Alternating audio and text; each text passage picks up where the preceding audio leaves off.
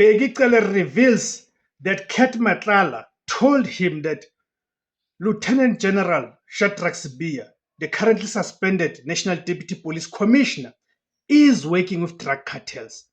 Let us listen to this clip. Why General Sibiya would want Khumalo out of the circulation? I'm even tempted sometimes to say maybe that end of cartels, Auntie Mary knows it. They link that I'll do it on the academic side and do it on the criminal side.